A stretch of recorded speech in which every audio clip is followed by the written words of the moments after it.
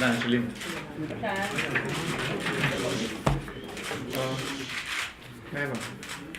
Dobar dan, veseli smo, da ste se našemu vabilu odzvali v takem lepem številu. Uvodoma bomo besedo predali ministru Romanu Jakiču, ki bo med drugim tudi predstavil njegov današnji razgovor na NPU-ju, na to pa bodo besede vaše. Tako da, minister, izvolite. Najlepša hvala, lep pozdrav vsem. Danes popoldne sem se na sedežu NPU-ja udeležil razgovora. Preiskava, kot veste, na mojem domu včeraj in pa razgovor danes se je nanašal na obdobje mojega vodenja javnega zavoda Šport Ljubljana oziroma zavoda Tivoli, se pravi, ki se je končal pred 2 letoma. Kot veste, pri hišni preiskavi niso bila najdena nobena za mene obremenjujoča gradiva, tudi nič ni bilo iz hiše odneseno. Sem pa seveda, tako kot sem po telefonu preiskovalca NPU-ja dal odobritev, da lahko seveda preiskujejo hišo brez moje prisotnosti, to pa zato, ker sem hotel zaščititi družino, da ne bi hišo zapečatili in seveda družina vanj ne bi mogla. Sem tudi danes povedal, da sem pripravljen sodelovati še naprej z vsemi organi, tudi NPU-jem, ker sem seveda prepričan v zakonitost in pa transparentnost svojega delovanja in poslovanja v prejšnji službi. Dogovor o upravljanju in najemu parkirnih mest in drugih zasebnih površin v Športnem parku Stožice, ki je, kot veste, predmet preiskave in sem ga tudi podpisal, to pogodbo oziroma ta dokument, ni imel za zavod Tivoli, niti za mestno občino Ljubljana nobenih pravnih, pa tudi ne finančnih posledic, ter v tem smislu se s tem dogovorom nihče ni mogel okoristiti. Dogovor je namreč vseboval odložilni pogoj, ki je finančni tok med javnim zavodom, javnim podjetjem, mestno občino in pa privatnim podjetjem onemogočil, ker seveda zasebni partner ni izpolnil svojih obveznosti, MOL pa nikoli ni plačal 1,8 milijonov evrov za to. Moram povedati, da seveda je bilo vprašanje, ali smo podpisniki na nek način soudeleženi v pripravi fiktivne pogodbe. Jaz seveda odgovarjam, da nihče od nas ni mislil, da gre za fiktivno pogodbo. To pa dokazuje tudi dejstvo, da smo se daljše časovno obdobje pogajali za to pogodbo. Se pravi, če bi v resnici bila fiktivna pogodba, bi jo podpisali, ena kopija bi šla na banko, druga bi šla na mestno občino Ljubljana in kredit bi bil splačan. Tako pa smo se seveda kot dobri gospodari, saj jaz kot dobri gospodari več tednov pogajali za čim boljšo pogodbo, ki bi seveda na nek način zaščitil interese zavoda Šport Ljubljana. Potem se postavlja vprašanje, zakaj pa je ta dokument, se pravi dogovor v upravljanju, ki vsebuje klauzulo odložilnega pogoja. Odložilni pogoj pa pravi, da nobena od obveznosti določena v dogovoru ne stopi v veljavo pred vzpostavitvijo etažne lastnine na objektu in sklenitvijo pogodbe o odsvojitvi v skladu s pogodbo. Zakaj je seveda banka dala na osnovi te pogodbe pa zeleno luč za kredit, to pa seveda jaz ne vem. Prepričan sem, da bodo v toku preiskave ta dejstva obveljala. Naj povem, da predsednica vlade sem povsem sproti obveščal in zdaj bi rad poudaril, da sem svoje načelno stališče in večina vas me pozna kot načelnega človeka, da mora javni funkcionar, in to resno mislim, javni funkcionar nemudoma odstopiti če je uvedena preiskava zoper delo, ki ga upravlja kot funkcionar. Kot veste, v tej zgodbi jaz nimam nobenega postopka kot minister za obrambo. Če pa je uvedena, se pravi, če pa je v drugačnih primerih, kot je moj, se pravi, iz prejšnje službe, pa mora seveda javni funkcionar odstopiti s trenutkom pravnomočnosti morebitnega obtožnega akta. Če poenostavim, funkcije se Roman Jakič, funkcije obrambnega ministra se ne bom oklepal in seveda na sodišče ne bom hodil kot minister. Hvala lepa za uvodne besede. Zdaj pa prosim, Gašper. Gašper Lubenc, lahko razložite čisto po domače, se pravi, zakaj ste to pogodbo podpisali, kakšna so bila ta razmerja, zakaj parkirišča in tako naprej? Pogodbo govorim seveda kot nekdanji direktor javnega zavoda Šport Ljubljana. Pogodbo smo podpisali zato, ker smo želeli in hoteli od zasebnega partnerja najeti določene površine za opravljanje naših aktivnosti. Od zasebnega partnerja smo hoteli v trgovskem centru, ki nikoli ni bil zgrajen, najeti naprimer prostor, kjer bi se prodajale vstopnice za tekme in pa kulturne prireditve. Hoteli smo najeti smo hoteli parkirišča. Kot veste, je seveda parkirišča nikoli dovolj, ko je kakšna velika prireditev v športni dvorani ali na športnem stadionu. Želeli smo najeti displeje, ki bi seveda imeli sinergijski učinek, da bi seveda oglaševali v trgovskem centru, mi športne prireditve v trgovskem centru bi pa oni objavljali seveda svoje popuste, če hočete temu, če lahko še samo pogledam, kaj še od teh. Potem želeli smo si najeti, mislim, da je 4 ali 5 tisoč kvadratnih metrov, mi smo temu rekli plaza, to je med dvorano in pa med stadionom, to je velika površina, kjer je po prvotnih načrtih naj bi bili veliko gostinskih lokalov in za nas kot organizatorja prireditev javni zavod Šport Ljubljana je bilo to eno od mest, kjer bi lahko organizirali seveda tudi svoje. Zato smo šli v to pogodbo. Pogodbo smo šli in še enkrat naj poudarim, če bi bila ta pogodba fiktivna, potem jaz ne bi zahteval skozi vse osnutke do samega predloga določena črtanja, stvari, ki niso, in naj povem, da seveda tudi danes, ko sem bil na razgovoru, je to, da sem se pogajal, ali pa da smo se pogajali, to sem prej rekel, da nihče od nas ni mislil, da gre za fiktivno pogodbo, da je seveda, to dokazujejo tudi elektronska sporočila, ki so bila zaplenjena ob tej preiskavi in seveda so na razpolago NPU-ju in tožilstvu, tako da to dokazuje seveda, da smo se pogajali za to, ali pa da sem se pogajal, da kot dober gospodar seveda zaščitim interese Zavoda Šport Ljubljana in da seveda pridem skozi to pogodbo, tako kot sem podpisal stotine drugih pogodb, seveda v korist samega javnega zavoda. Pravnomočna obtožnica pomeni vaš odstop? Da. Naprej, finance. Jaz bi vam samo prebral 3 izjave od vaših kolegov v vladi, ki so jih danes. Sicer Matjaž Han, vodja poslancev SD.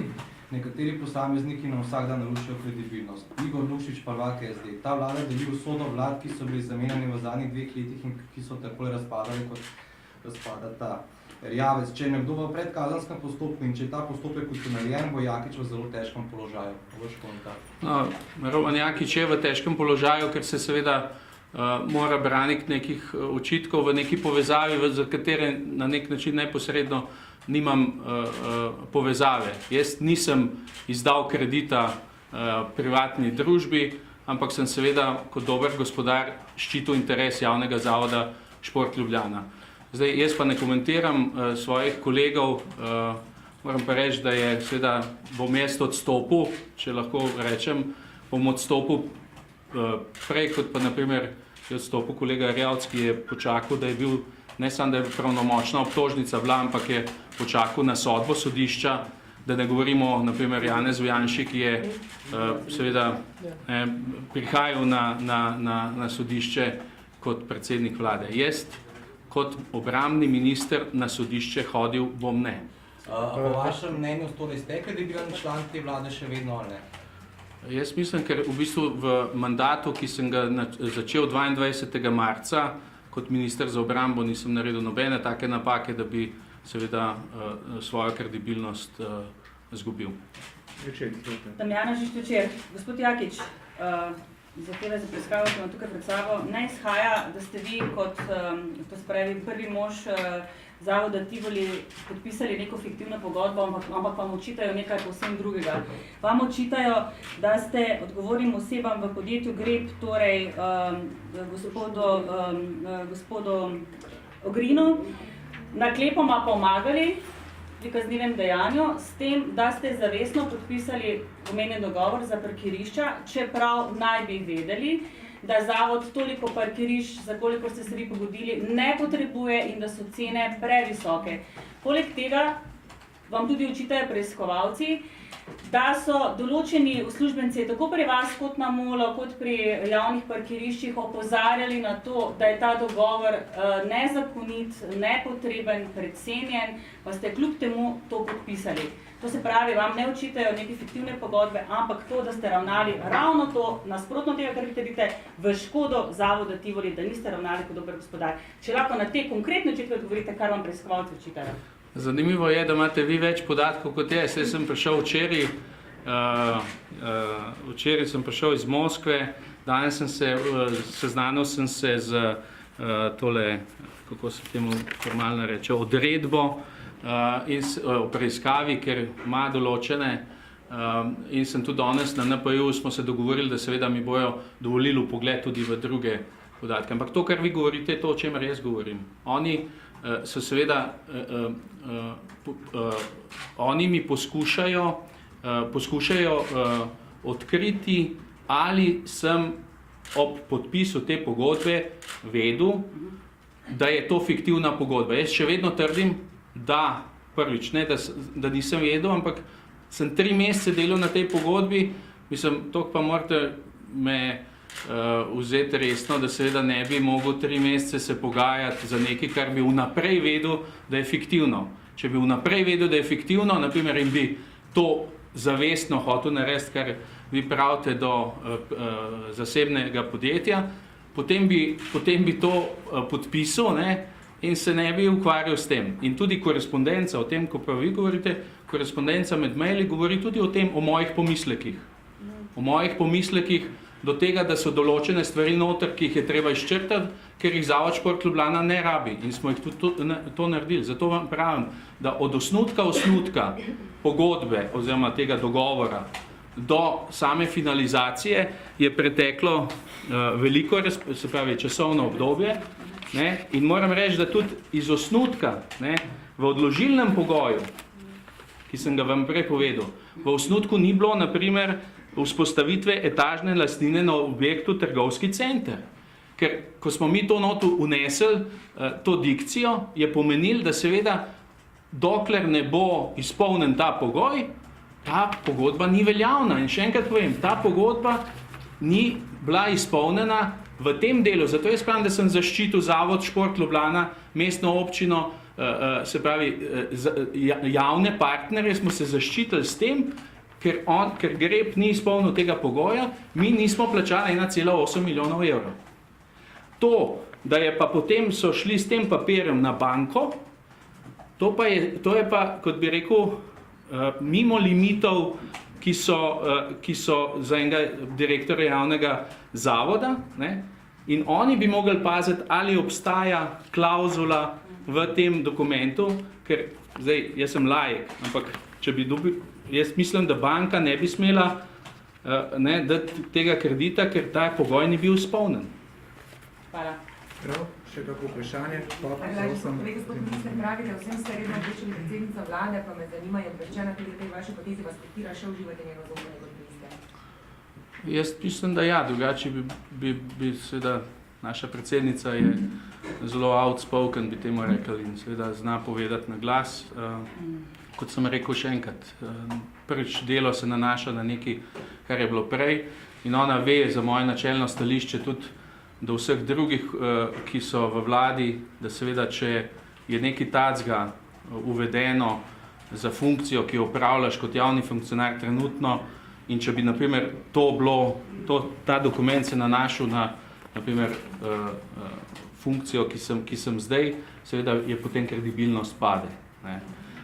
Glede na to, vse imate tudi primer v Evropski komisiji, kjer je eden od komisarjev naredil neko napako v preteklosti, pa je potem ga komisija zaščitila in je rekla, v trenutku, ko bojo seveda sodni postopki rešeni na pač primeru iz prejšnje službe, bojo seveda odreagirali. Do takrat pa jaz mislim, da to zaupanje še vedno uživam. Ve pa sama, da nisem tip, da bi se oklepil funkcije samo zaradi funkcije. Sem v življenju že odstopil, ko sem bil zelo na toplem, če lahko temu rečem, kot generalni sekretar LDS-a, stranka je pa bila v vladi in sem odstopil z te funkcije in sem bil prepuščen trgu in pa cesti. Še TV Slovenija, prosim. Medkomarij TV Slovenija. Kar se tiče finančnih posledic, torej vi pravite, da tu ni prišlo do nobenega oškodovanja javno-finančnega, zdaj pa mi povete, glede na to, da pač je prišlo tudi do kredita izplačanega, torej 115 milijonov evrov, ki pa niso bili povrnjeni, torej v bistvu, a ne čutite te odgovornosti, tudi če ne govorimo torej recimo o tem, da ste vi imeli namero, ampak vi ste na tej pogodbi podpisani in s to pogodbo je bil odobren kredit v višini 115 milijonov evrov, ki ni povrnjeno. Ne? Jaz lahko zgodbo še enkrat ponovim. Kot direktor javnega zavoda Šport Ljubljana sem skrbel za, to je tudi en del odgovor gospe iz Večera, ne? Tudi nismo, javni zavod Šport Ljubljana ni usklajeval cen parkirišč pa tega. Ja.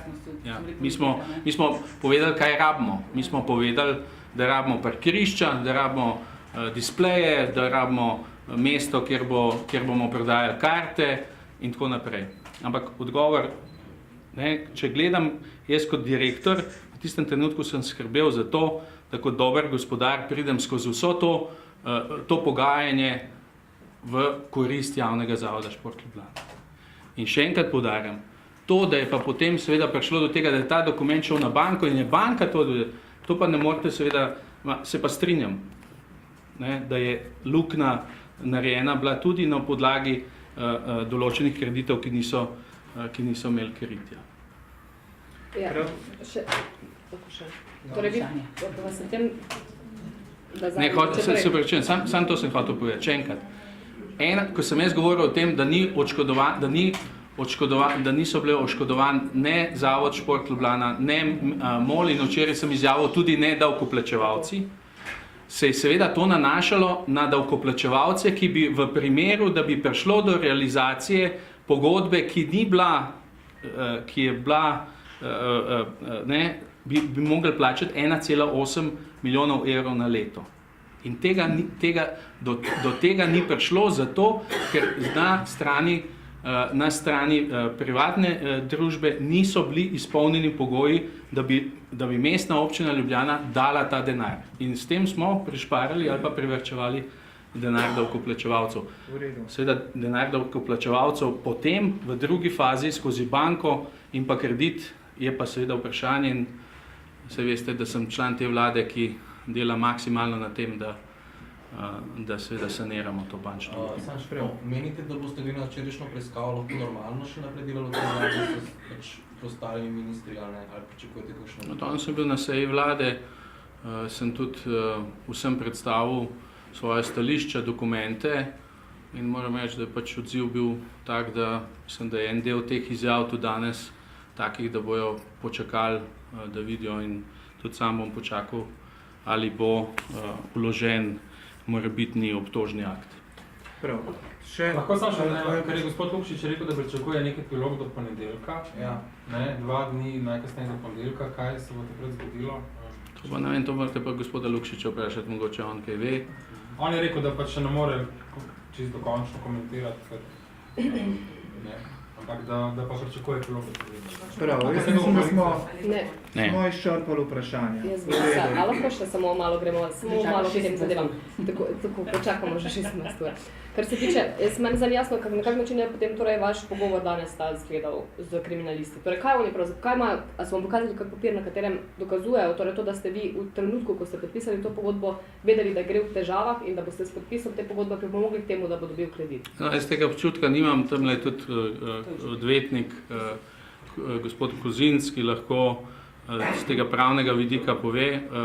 Jaz moram reči, da sem imel, da je bil razgovor zelo odprt, ker veste, točno tako, kot sem vam tle povedal, kaj pa oni sledijo skozi razgovore z tistimi, s katerimi se pogovarjajo, to pa pač jaz ne morem vedeti. Ampak ni bilo, tako kot doma niso nobenega dokumenta, oni so pač razpolagali s tem dokumentom, ki je v arhivu, to je dogovor o upravljanju, in so razpolagali za korespondenco elektronske pošte, ki pa na nek način kaže na to, da jaz nisem mogel vedeti, da gre za fiktivno pogodbo, če sem se seveda trudil, da to pogodbo oblikujem na način, ki bo seveda zadovoljeval Zavod Šport Ljubljana. Samo še to, ali ste vedeli v tistem trenutku, ko ste podpisali pogodbo, torej, da je grep v težavah? To bo zadnje vprašanje. Da je grep v težavah in da boste mu na ta način torej tudi finančno pomagali? Ne, jaz se z grepom nisem ukvarjal, sem se ukvarjal z javnim zavodom Šport Ljubljana. Hvala lepa. Skrbi po njega, tudi smo ta pogodbo.